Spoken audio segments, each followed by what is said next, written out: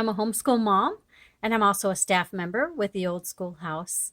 And we have 8 children, and we've been homeschooling for 29 years. And let me tell you my homeschool story. We began homeschooling back when our youngest were like 4 and 2 and a newborn. I had 3 children. And for some reason, I thought it was okay to put a 4-year old and a 2-year old in little tiny desks and homeschool them. But let me go back a little further. The reason we chose homeschooling is because before we had any children, my husband and I were in charge of the Sunday school program at our church. So we were the leaders on Wednesday nights, on Sunday mornings, and on Sunday nights. And we saw these children that were so different than the rest. So we had never heard of homeschooling, but our church had several homeschool families, large families that were homeschooling. And then, we had families that had public school children as well. And we had all the children. And when we saw the difference between these children, we were just shocked at the huge difference in the kids. I mean, the homeschool kids, they just rose to the top because they could converse with us. They knew their Bible. They were polite. They were engaged. They were helpful. They had this innocence about them that they retained through the years as they got older. Where the public school children that we had, even though they were raised in a Christian home, they had this edge about them, this lost innocence. They had this sort of guard up, and they were just not the same kind of kids as these kids that were home educated. And so before my husband and I even had any children at all, we decided because of this that we were going to homeschool our kids. And so excited to start, so that by the time my kids were 4 and 2 and newborn, I put the newborn in the swing and I put the 2 little boys in these desks and we did school. And we had a good time. We sang songs and we learned things, but really it was just a natural progression of from birth forward. We taught them, uh, we taught them how to walk. We taught them how to feed themselves. We taught them, their ABCs and their colors. And, we taught them to say please and thank you. And we just kept teaching over the years. And so it just naturally progressed into, educating them further as they developed along. And then all of a sudden we had to put grades to it, okay, now you're in first grade or whatever, and added some curriculum and had a good time with that. And people always ask me, okay, 8 children, how in the world, did you teach 8 children?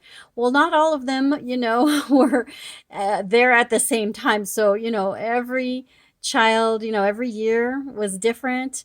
When there was a baby year, we took it a little easier, when I had a baby. And it's just every moment of every day was just calling out for the mercy of God, saying, Lord, I have no wisdom of my own.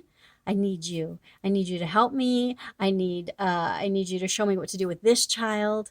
And so over these 29 years, my oldest is 29, we have homeschooled a special needs child, a gifted child, a rebellious child, a compliant child. We have homeschooled them all. Some who've had a little problem with dyslexia, some, who've had didn't even like reading until they were like 12, and so all kinds of crazy things that we have gone through with homeschooling. But let me tell you, even through all of that, there is no other method of education that is superior to home education because it's a one-on-one tutoring and it's one-on-one character development, one-on-one discipleship with the kids. You can bring them the gospel at every turn, every time they're getting into some kind of issue with others, their siblings, with us, with their schoolwork. We always bring them to the foot of the cross, and you bring them the scriptures, and there's no other method of education that is superior to this.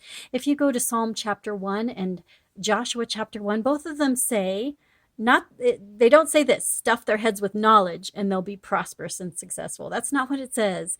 It says that if they meditate on the word of God and observe to do it day and night, then they'll be prosperous and successful. And we just banked our faith on those verses that God would make this thing we're doing called home education prosperous and successful as we followed his commands in just bathing our kids in the scripture, and taking it one day at a time, one child at a time, one prayer at a time. And it works. Homeschooling works, because it is seeking the kingdom of God first in all things, even education. And so when we gave the education of our children to God and put it under his control and not ours, he is the one who adds all things to it. Seek first the kingdom of God and he will add everything that you need to that, and even in education. And so, really, homeschooling works around the world. You will see the stats, and it has played out in my own life. You will see the stats that homeschoolers excel across the board. You go to the National Home Education Research Institute, NHERI.org, and you will see, go to their research fact sheet, and you'll see that no matter what education the parent has, no matter how much money they spend, no matter what curriculum they use or don't use, no matter what, homeschoolers excel across the board. And that is because God blesses the Christian home educating family. He just does. Um, and yes, there were struggles, of course. But this is in our weakness. This is where God's strength is perfected. It's made perfect. He gives us his perfect strength as we give him our weakness. Sometimes I feel like in my homeschooling, I only have crumbs to offer.